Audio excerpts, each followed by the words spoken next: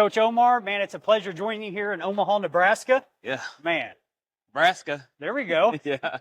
So looking back, it's been a year ago since I joined your inner circle. And I just want to say, this is my first time, I believe, telling you, like, thank you, man, for number one, giving me the opportunity to invest in myself at a level I never did before. Wow. And looking back, I didn't realize all the people that were waiting for me to show up online, because I've been able to help so many people, including this guy that he sent me a message on Instagram, which I'm still working to figure out and post consistently on. Yet he sent me a message, and one thing led to another, and I was able to help him in his business over a Zoom meeting. And I never would have found this guy, or he wouldn't have found me, unless I was showing up online. So thank you. Yeah, dude.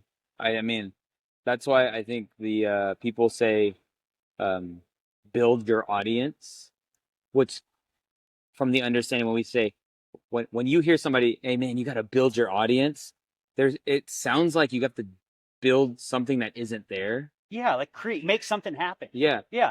But you don't build an audience, you attract an Oh, audience. it's so good. Meaning people already have problems and they just are looking for the person who can help them with that problem. Yeah. And so building a personal brand is really attracting the people that could benefit from the help you can, provide. That's so good. Yeah. And that's a controllable, meaning that it's Yes. within my wheelhouse to take who I am and share those principles that have helped me. Yep. And trust at a high level that God is faithful, going to attract all the right people to me. That's where I don't, one of the things that's changed in my mind is, like, I don't buy into the hustle and grind. Yeah. I believe, working diligently and all that's important, but I'm more of like ebbing and flowing versus hustle and grinding these days. That's good. Yeah. So thank you for that. Yep. I'm curious, like, And I want to say, man to man, even though I'm younger than you, even though you could be like my older brother or my dad, hey, I received that. I'm proud of you. Thank you. I don't know if a man has told you, when's the last time a man told you that, but I'm proud of you. Thank you so much. Yeah. That means a lot. Yeah. Thank you. Question. Oh, where do I go from here? Okay. So, when it comes to creating, being the content and posting systematically, not just randomly, so many people like myself have some ideas that they're excited about, but have fear and reservations about posting online. So I was thinking, for my audience out there, would you talk through some of these hurdles people have? Yep. And more important than the hurdles, let's focus on like the plan to take action and overcome some of those limiting beliefs that have an online presence. Yeah, that's really good. Yeah, I mean, I've been creating content for over 19 years. And there's kind of like the same things I hear when people are in their heads thinking about starting to post content online. Some of it is production based, the gear and all those things. Yeah. Others, it's the editing. Others, it's the content itself. I don't know what to say. Others, it's I don't know what platform to focus on. Right. So let's just kill them all, kind of. Yeah. I like to tell people, whatever obstacle you have in your way of showing up online, to just eliminate the obstacle altogether. So let's just go through those 4. Okay. Man, I don't have the equipment and I don't know where to even start when it comes to buying the equipment and all those things. Okay, start with your phone. Done. Cool. Man, I don't know how to edit video. What do I do? What's the best editing app? Do I edit? How do I hire an editor? Do I I need me an art. Make videos that don't need to be edited. Okay, done. And man, I don't know what to say. I don't know how to put together whatever concepts, or I don't know how to make a video. Yeah. That's where I like to say, just be the content. How about you have a camera rolling when you're doing something that you want to be connected to? Okay. And then just post that as content. So something that you're already doing. Something you're already doing. So like, I mean, we would have a conversation anyway. Yeah. Oh, why don't we just turn on cameras and capture the conversation? Man, that's good. Are you trying to come up with what to say right now? Yeah. We're just having a conversation. Right. Yeah. So there's that. And then what was the last thing? The last thing was like, just what platform? Oh, I mean, my thing is pick the platform you enjoy being on the most. I have a bias to YouTube because YouTube could feed everything else. I think building an audience or attracting an audience on YouTube is way more worthwhile than attracting an audience on other platforms, because those are always moving with trends. Yeah. With YouTube, long form is long form. Right. You know, and so if I'm going to get good at creating content, if I'm going to get good at making videos around my likeness and my brand or who I am, your best use is to do that on YouTube. That makes sense. Yeah. But look at that. So like now, what excuses do you still have? Yeah. At this point? You know, we're talking about the what and how.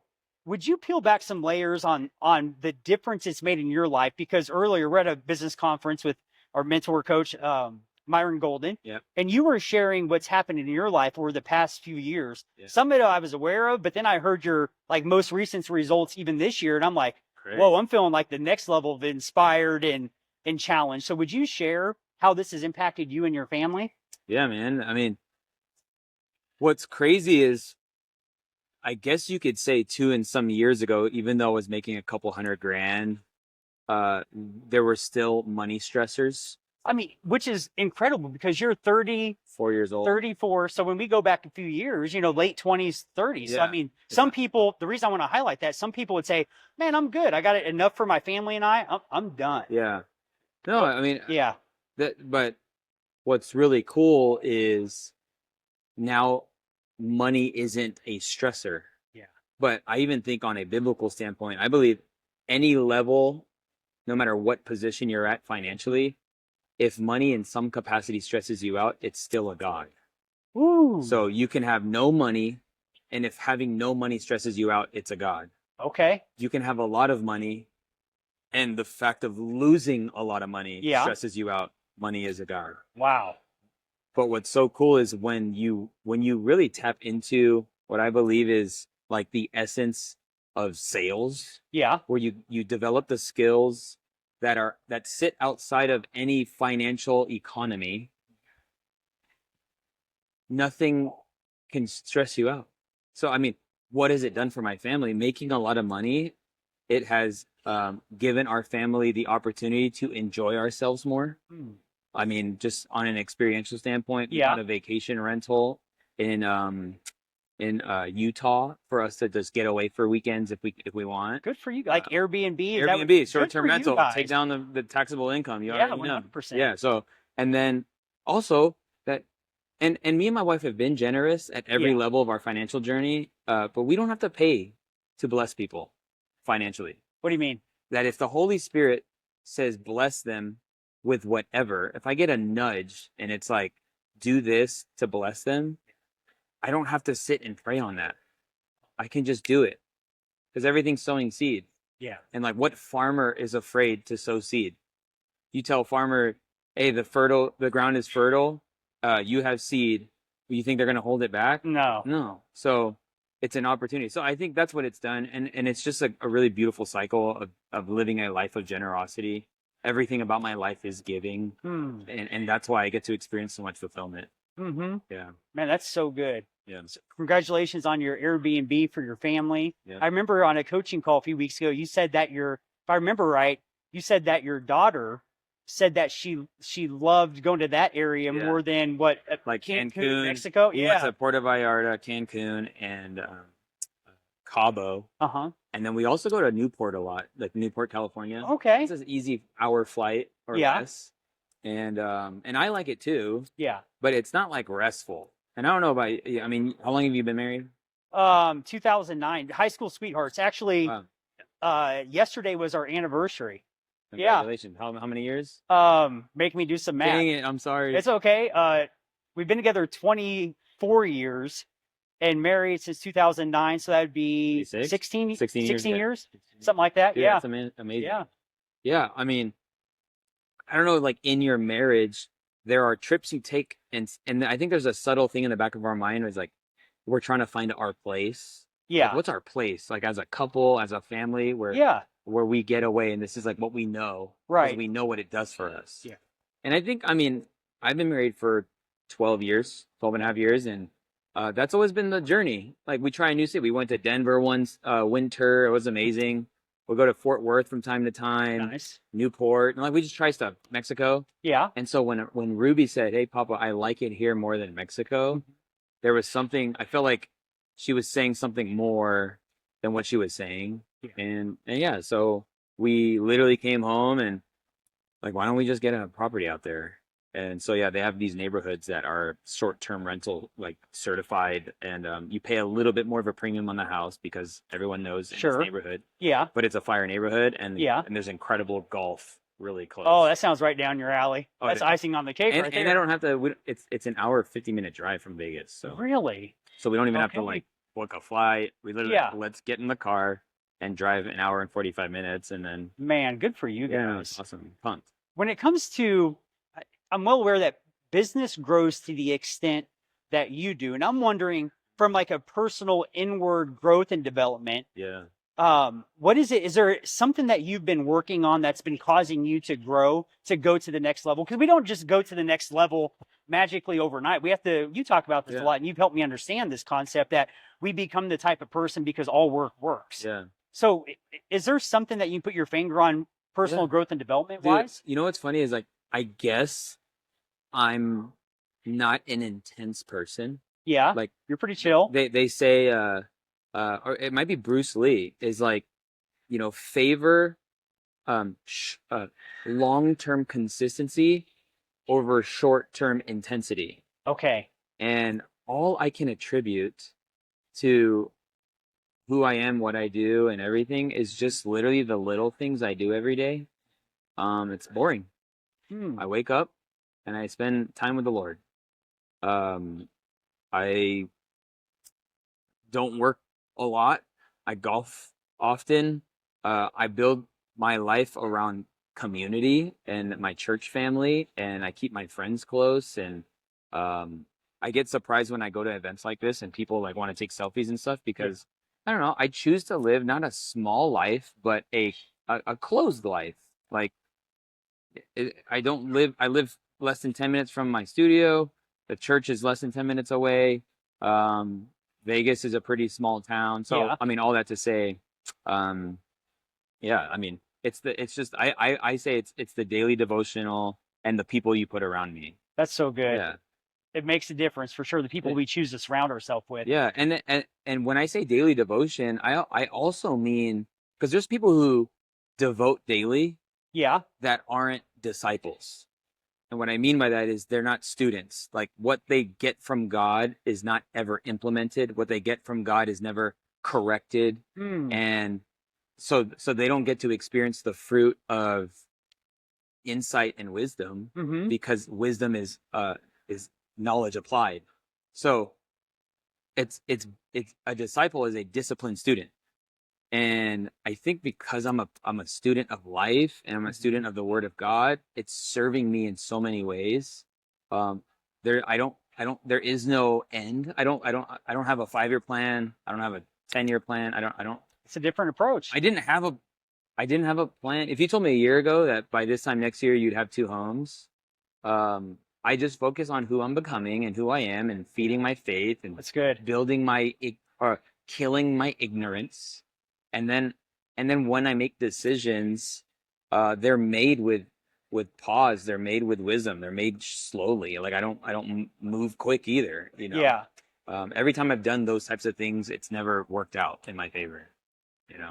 As far as setting, just moving quick on stuff. Like when you feel something, jump on it. Like, okay. Too good to be true. Let's do it. So I hate it, but it's pretty boring. That's the boredom of mastery, though, right? For sure. It's like you mentioned Bruce Lee. Yeah. It's the same repetitive moves over and over. Nothing fancy, nothing new, just the basics. Right. Yeah. And I know it sucks because it's like people want the secret, people want the hack. Something I found is everyone who is looking for like the shortcut or the hack or the trick or what's the minimum I need to do to get the maximum output, I believe they're usually missing the mark in that. It's like, I don't know. I don't want to be average or mediocre at something. So I don't even, when somebody prescribes something that I could be doing, I do have to like run it up against the concept. Am I willing to become great at this thing that you're like, that I'm being asked to you maybe do? And so you ask like, dude, man, your stage presence is like different, you know? I think a lot of that has just come from caring about communication and refining it over time. But then also giving myself permission that whenever you're asked to speak, you've already been approved. There's no need to prove yourself on a stage.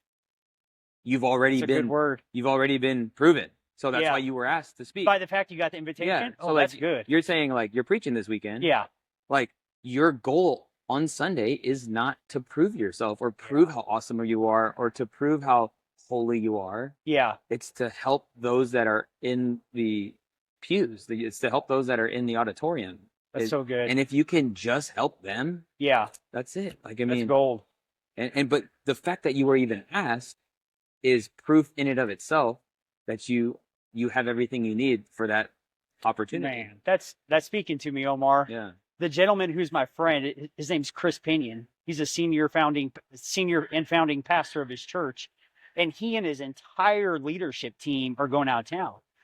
And I was thinking about it today. He and I have met for coffee on Fridays typically for over a decade, so the highest level of trust. But today I've been thinking about what it's an incredible compliment that he trusts me so much. Like, he hasn't blown up my phone like, Chris, give me your notes, like overly concerned. Wow. He's trusting me completely because he's out of town with the leadership team. That's a good leader. Yeah. And so what you're saying speaks to me because are you familiar with the DISC profile? DISC? Okay, well, like Tony Robbins has one. It's a personality assessment. Okay. If you sign up for it, his stuff's going to follow you around forever. So you can check it out. But it gives these 4 staple personalities. And I like to inspire and encourage people. And the downside of my personality on inspiring and encourage people is I'm sensitive to rejection. So my biggest fear, according to this assessment, is to be rejected. So which can cause an overly concern with myself. Yeah. No, so what you're saying as far as not trying to prove and all of that, like, man, that really speaks to me, because my default setting, if I choose for it to be, is overly concerned about what people are thinking, which distracts me really from the mission and assignment God has me on. 100. Yeah. It's funny how like the extreme of rejection is wanting approval. Right. And acceptance. And acceptance. Yeah. And both are wrong. Being afraid to be rejected and then that's good. I desire to be loved by everybody. Because I mean, it's really a lack of identity. Yeah. I mean, really. And there's something powerful. The reason why we follow people who have very polarizing opinions is because you could stand with somebody who knows where they stand. Like we're buying into their confidence and level of certainty. Yeah, like they know what you love and they know what you hate. And I think when you fall into the trap of like not wanting to be rejected but wanting to be loved by all, you actually become noise. Yeah. And it's hard to break through, all the noise. So I think there's something to say about just being who you are. That's good. And focusing on that. Now if who you are isn't doing what it's supposed to do, maybe the path in which you're using or the resources you're consuming or is not helpful. I mean, that's why I love the Bible, right? Because when we learn more about who God is, we learn more about who we are as children of God. And that's good. But to each is their own, right? But yeah, I mean, I think that's like it's such a fun place to be. Yeah. When you're just yourself, and that's what's cool about like when building a personal brand. There's no way to really fake that. It really is just being you. Now, if you ain't good, then that's what will be exposed. Yeah. But if you are good, then that will be exposed too. Jesus, we don't see 18 years of Jesus's life. In Luke chapter 2, he's 12 years old and he runs away from his parents and they find him in the tabernacle and they say, "Man, why did you do this?" And he says, "Didn't you know I had to be in my Father's house?" And then it says, "And Jesus grew in wisdom, in favor, and in stature with God and with man." Yeah. And then it goes, he's getting baptized. He's 30 years old now. What happened during that time between 12-year-old Jesus and 30-year-old Jesus? He developed. He was developed in the dark. That most of our development is when people aren't looking. It's a solid point. And when you step on a stage or when you turn on a camera, all it's going to reveal is what you've been doing in the dark. Yeah. And That's so good. I am 34 years old. People think I'm pretty smart for my age or I'm pretty wise for my age, but that's just a decade of devotion in the dark when no one was looking. Wow. And even when no one's looking what I'm watching, and even when no one's looking what I'm reading and what I'm listening to and what I'm consuming. Yeah. That's all making the personal brand. Yeah. You know? That's so good. Yeah. There was a time where I got really stuck in my health and fitness, and I was approaching 40, teenage kid, just a different season of life. And I really desired to make a change for a number of reasons for my health. And I started to, I heard of a buddy of mine named Dan Grebe out in Orlando, Florida, where he changed his health and fitness in his entire life by doing Ironman triathlons. And so I thought, I'm gonna do an Ironman triathlon like Dan. So I called Dan. He's like, you ever done it? No. Do you know how to run, bike, or swim? No. He's like, catch a flight to Orlando and I'll teach you. So I showed up on an airplane, and he taught me to run, swim, and bike. And the reason I'm bringing that up is because I looked at like the transformation that happened inside of me. My wife picked up on it. And if there's any change, if there's one person that knows me best, it's her. And you know her, you met her in Las Vegas. My wife, Ashley. And so on the inside of me, it began to develop like more inner confidence that was not contingent upon somebody else's approval or affirmation or anything, because I was showing up when nobody was watching. It was just me and Jesus, early mornings and late nights out there training hour after hour. So I could appreciate what you're saying about developing that inner person, that it's what goes on when the camera's not on, when nobody's watching, we're out of the business meetings. What goes on behind scenes, I think there's a real opportunity for development to happen. Yeah. And to grow. Right. So good. Dude, I mean, you're in sales. Yeah. And I've learned in sales that nothing beats the best salesman until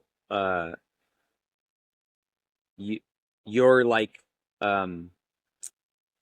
you are who you are. Yeah. Right? Like even like trying, no one tries to be a great salesperson. Yeah. The greatest salespeople are just they themselves are just great, right? Yeah. I like to say that sales is a transference of enthusiasm. Sales is a transference of essence. And when you become the person that understands that, it like even just in business, it becomes easy. Yeah. You know, like so we're at this event. Myron asked me a week ago, "Are you free to like MC this event?" And I'm like, "Yeah." I mean, he's like, "It's in Omaha, Nebraska." I was like, "Never been there." Yeah. Well, you know what's funny? A lot of people have never been here. Right. Yeah. But it's cool. I love it. It's quaint. Right. And I'm like, "Yo, Myron, what's the game plan? Like, what do you need me to do? What does winning look like?" Yeah. And he's like, "Dude, just do you." Wow. I was like, "What are you gonna do?" He's like, "I'm gonna do me." Yeah. Like, what does that look like? He's like, "I don't even know right now." He's like, "I'll tell you." But it's relying on the overflow of who you are. Yeah. Maybe that's the common thread. You want to build a personal brand you're proud of. Yeah. Build it on your overflow. Oh, that's so good. And a lot of people condemn consuming content, but I actually think there's no way to be great unless you consume content. Yeah. It's just what you're consuming. Mm-hmm. If you garbage in, garbage out. Yeah. But if you change what you're consuming, you'll change what you create. When you change what you when you change what you're consuming, you'll change how you communicate.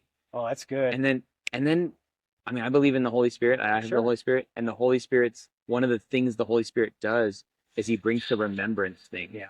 That like in a moment he can remind you of a scripture. In a moment he can remind you of that story to draw a connection. Yeah. And really it's just relying on that. And it's free. That's so good. So much freedom. Yeah. Wow. So when it comes to let's wrap up today's conversation with this. What are some of you mentioned like what we're listening to, what we're watching, the people that we surround ourselves with. What are some of the books that you've been fascinated by recently? I mean, obviously the Bible. You're a student of the Word. Sure. Well, there's like the two books that like changed the trajectory of my life. Yeah. Outside of the scriptures is the 4-Hour Work Week. Okay. And then the Miracle Morning. Miracle Morning. Like 4-Hour Work Week Yeah. by Tim Ferriss is just simply, it's simply the principle that time is the most precious resource. And so you need to use your brain on how you can be creative at removing tasks that could be done by either someone else or something else.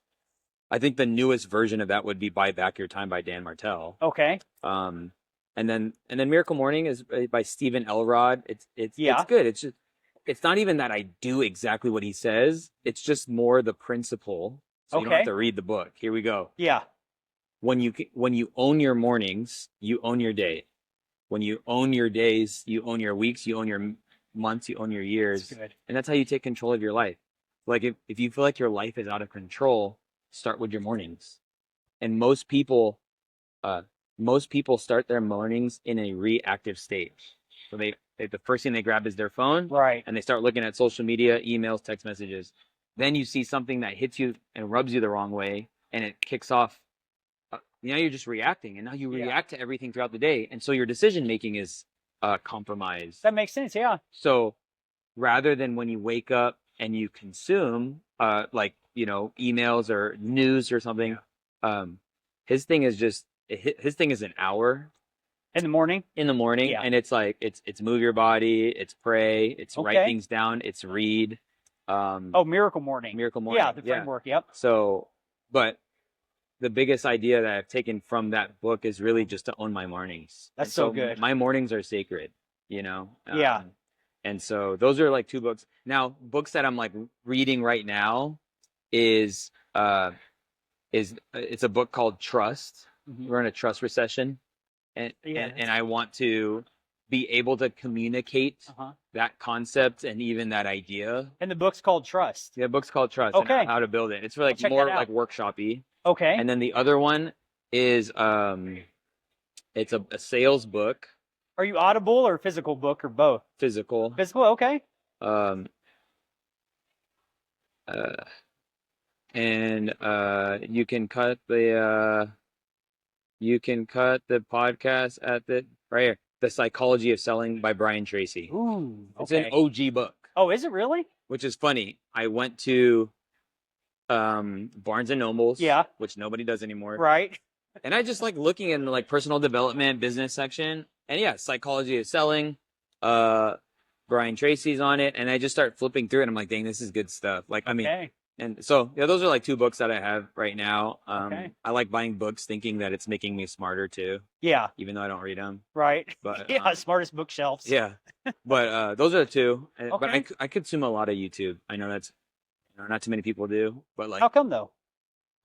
Number one, I thoroughly enjoy it. I prefer it over Netflix. I don't know, Hulu, like any other platform that has seasons and that type of stuff. I just love watching content on YouTube. I love learning. Yeah. So podcasts and things like that, but also like Brian DeChambeau versus Steph Curry, or Brian DeChambeau and Steph Curry breaking 50. I love golf YouTube. Like, I mean, but it's kind of self-serving because I'll watch YouTube and it'll make me better at YouTube. I mean, some people want to win on a platform they don't even have. They want to win on a platform they don't even watch or consume or understand. Yeah, so, it makes a difference. So that's hard. It's hard to win. How do you build a company in a city if you don't even? How do you sell homes in a city you don't even know? Yeah, that just wouldn't make any sense. That's the illustration to use in the future right there. That's a good word. Now, this is how you take that, make sure it's clippable. Is you say, if you want to win on YouTube, but you don't yourself go on it, it's really hard to win. It's like being a real estate agent in a city you don't understand. How can you sell a home or be good at it? Yeah. You can't be. Right. So that's why I like YouTube. That's good. Anyway. So when it comes to YouTube, what's the most recent time you hit the subscribe button? What channel was it? Oh, dang, that's a really good one. Yes. It's an AI lo-fi music channel. What does that mean? Okay. If you search coffee shop lo-fi, it's like, when I say AI, I mean like the images, it's almost like this beautiful coffee shop that I don't know. It's like super like modern or minimalist. Yeah. And then the music's like super fun. And I do like the music, but like when we go to the studio or the house, I love throwing it on. The name of the channel is the name of the channel is it's called Celio or Cilio. So yeah, right there. You see I like that. It's like a Okay. it's Yeah. so random. Yeah. But I just don't want to forget it. So yeah, that's literally the last YouTube channel I hit subscribe on. Right on. So, I'm glad I asked. Nice. Yeah. So if people are intrigued and want to hear more about what you're up to with being a really masterful at personal brand at this point and still being a student of it, where can they find you? I mean, it's on your hat. It's a little obvious. Yeah, no, I mean, you just follow me on Instagram or YouTube. Okay. I have a podcast. Yeah. It does really well. And then I do like a challenge from time to time. It's a 5-day coaching experience. It's probably the worst offer I have. How can we say that? Because it's unfair. It's like $200 for 5 days. That's a layup. But I enjoy it. And I came from worlds that people sold courses, and I found courses are very one-directional. Yeah. And I love a conversation. I feel like life change happens on a two-way street. Yeah. And so the Content to Cash Challenge is a two-way street 100%. Conversation to help people get a quick transformation. And, and even just like give you a foundation for what to do. Some people are just like, man, I don't know where to start. It's just a great place to start. Yeah. So, yeah. And one of the things that was helpful when I took that, before I got into your inner circle, was that you gave action items each day. So it wasn't all of these theories and concepts. Yeah. You caused me to take action because of the homework and the assignments. There was some girl, her name is Sophia. She did the homework. Yeah. Got 2 DMs and closed $50,000. Good for her. On a challenge that was $200. Wow. Talk about ROI, return on investment. Man. Yeah. Come on. Most people just need somebody to tell them. It might be, you might even hear something you've heard already, but I mean, it's putting yourself in an environment where it sits better. And I guess, I have a way of making it more digestible, and accessible. The stuff that people, especially like the older crowd that should be online, they don't need the complexities of it. Yeah. Right. They just need the easiest path to posting. And I try to show you those opportunities. And you simplify it. Yeah. Like I feel like, well, I don't feel like I'm 42, and yet I'll be 42 in here a few months, and I'd be lying to say I wasn't intimidated by social media. And one of the hurdles that I had to get over is this idea that it was for younger kids. And I started to, even though I was only 40, started to say, I'm too old to get into that. And so, so thank you for being good at what you do, being a good student and steward. And then also you simplify things. You have a way of taking something that can be complex. And when something's complicated, at least with me, I check out and don't take action. Right. So the simplicity that you bring has been incredibly helpful. Yeah. Appreciate you, man. Bro. Love you, man. Bro. Love you. Keep up the good work. Yes, yes. Yeah, thank you.